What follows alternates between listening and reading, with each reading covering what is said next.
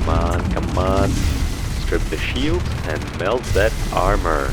Woohoo! Hey there, I'm Reload and it's time to take a look at EVE Valkyrie Warzone. There's plenty of changes in the new Warzone expansion, and let's cover them one by one in detail. First things first, the most important and the most drastic change is that Valkyrie dropped its VR exclusivity, thereby becoming the very first game to offer cross-platform and cross-reality gameplay. You can now play it on Oculus Rift, HTC Vive, PSVR, as well as PC and PS4. Stay tuned to this review to find out my take on how VR gameplay stacks up against non-VR. But for those of you who have played EVE Valkyrie before, here are the major changes and updates that Warzone expansion has brought to the game. Aside from the non-VR gameplay, the next drastic change is the fact that the fleet of ships has been completely redesigned.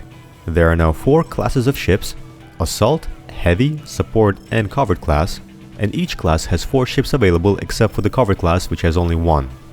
All of the ships are available to fly right away and you do not have to unlock them. Each ship is unique in its set of weapons, skills and the new Ultra abilities. You gain experience points from flying these ships, and these points can be spent on upgrades to further customize the ship to your playstyle.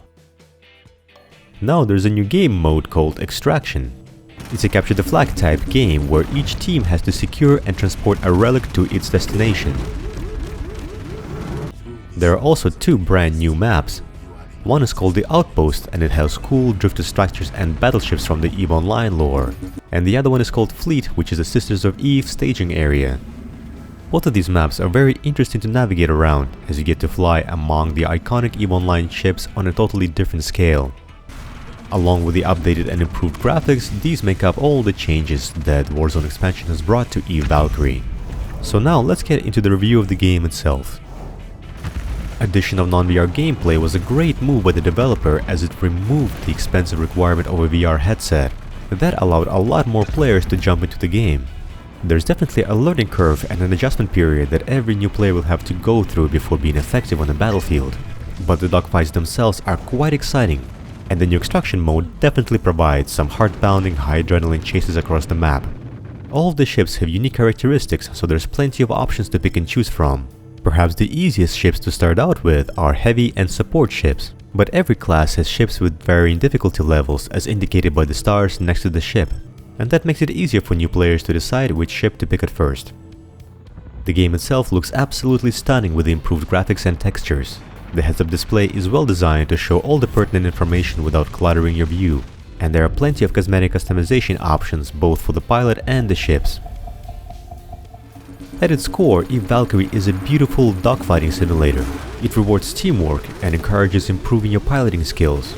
It takes a lot of effort to properly outmaneuver and outgun your opponents, especially at first. This is not an easy brain spray or hack and slash type of an FPS, but that makes victories all the more rewarding. Even though you do earn experience points and reward capsules, none of the gameplay feels like a grind. It's all about having fun on a space battlefield and not about unlocking the next reward. Speaking about space battlefields, this game is primarily multiplayer. There are single-player missions available, and they are a good primer on the story behind EVE Valkyrie, but this PvE content is just an add-on. The game truly shines in multiplayer matches. You never have to wait for a multiplayer match too long. In the event that there's not enough players available at the moment, AI bots will join the game, and these bots are quite skilled. On more than a few occasions, I personally didn't even realize that some of the players were bots. But with the influx of non-VR PC and console players, there shouldn't be a problem joining a match without bots. So that's all the good stuff, and now what about the bad? No game is perfect, and EVE Valkyrie does fall short in a few areas. In my opinion, the biggest issue at the moment of making this review is keyboard and mouse support. Granted, EVE Valkyrie Warzone has only been out for 3 days. I'm sure CCP Games will provide a patch sometime soon, but currently keyboard and mouse feels rather sluggish. I have been playing Valkyrie on Oculus Rift with a Steam controller, so personally I'm really used to using the controller, and I had a tough time adjusting to the keyboard and mouse. There are presets available for keyboard and mouse controls, and you can bind any function to any button that you would like, but the controller still feels more solid. I have never recommended a controller over keyboard and mouse before, but I think in its current state, EVE Valkyrie would be played better with a controller.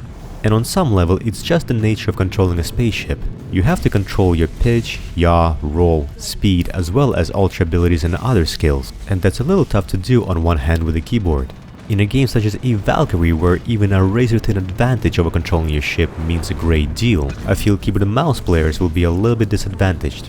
And definitely the most advantageous setup still is to have a VR headset. Aside from the immersion aspect of being able to better navigate and see the battlefield, VR provides invaluable head tracking to some of the weapons. It is a lot easier to target your opponents as your head naturally turns towards them. When you're playing without VR, you have to physically orient your ship towards your enemies, and keeping them in your crosshairs, which is a lot more difficult to do with your controller.